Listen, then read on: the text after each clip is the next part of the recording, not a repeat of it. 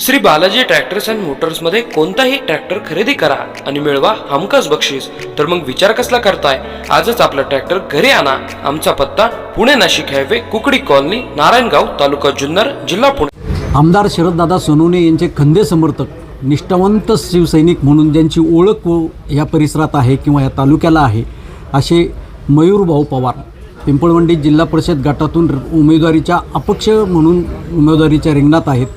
त्यांना उमेदवारी नाकारली. त्यांच्या बाबतीत जुन्नर तालुक्यातच सहानुभूतीची लाट पसरलेली आहे. ती सहानुभूती अशी आहे का मयूर भाऊंनी प्रचाराच्या याच्यात गेले आणि प्रचाराची त्यांच्या ऐन टायमाला उमेदवारी नाकारली.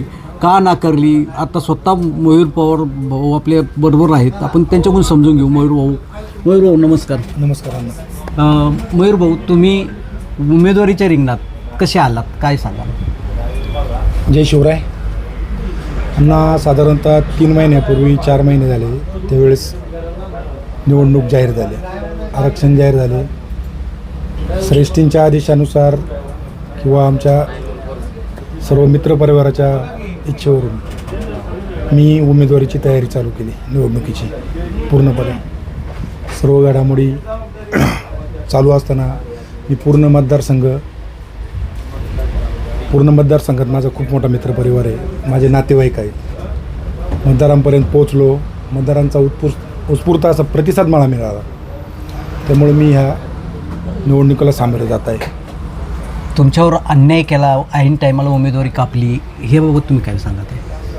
आता अन्याय केला म्हणजे आता ऐन वेळेस ज्या काही घडामोडी घडल्या, समोरचे जे उमेदवार आहेत त्यांना आम्ही पहिल्यांदा बोललो होतो, तुम्हाला काय जे डिसिजन तुमचे घ्यायचे, निर्णय घ्यायचे, तुम्ही लवकर घ्या. परंतु त्यांनी इकडून इकडे या गोष्टीमुळे खूप वेळ लावला आणि ऐन वेळेस माझी उमेदवारी कॅन्सल करण्यात आली. तुमची उमेदवारी कापली तरीही तुम्ही आमदार शरददादा सोनवणे यांचं पोस्टर लावून फिरताय, नक्की काय सांगताय? त्यांना मी ज्यावेळेस राजकारण जेव्हापासून मला कळतं आहे, मान्य शरददादा सोनवणे 2006 साली तालुक्यात आले असतील, तेव्हापासून मी दादांचा एक निष्ठावंत कार्यकर्ता म्हणून काम केलेलं आहे.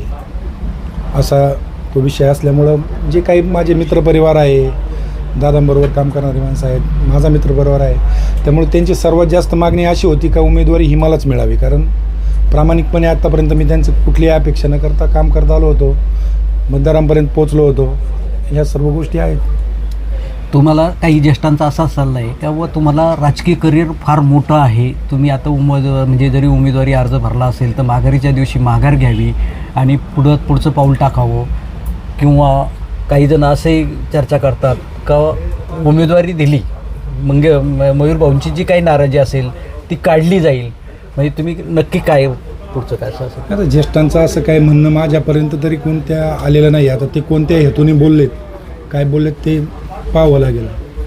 त्यामुळं असं तर काही चर्चा नाही.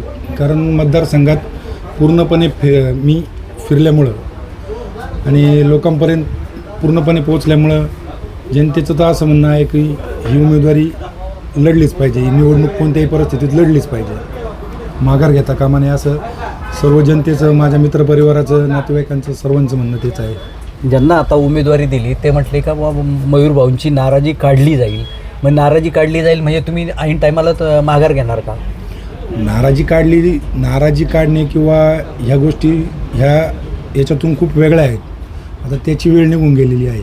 सर्व गोष्टींची ज्या काय होतं त्या सर्व आम्ही पहिल्यांदाच बसून त्यांना सांगितलं होतं. ऐन वेळेस फॉर्म भरायच्या आदल्या दिवशी उमेदवारी कापल्यामुळं त्यामुळं तो विषयच येत नाही काही, असा विषय आहे. हे होते मयूर भाऊ पवार, एक सामान्य शेतकरी कुटुंबातून पुढे आलेले एक तरुण.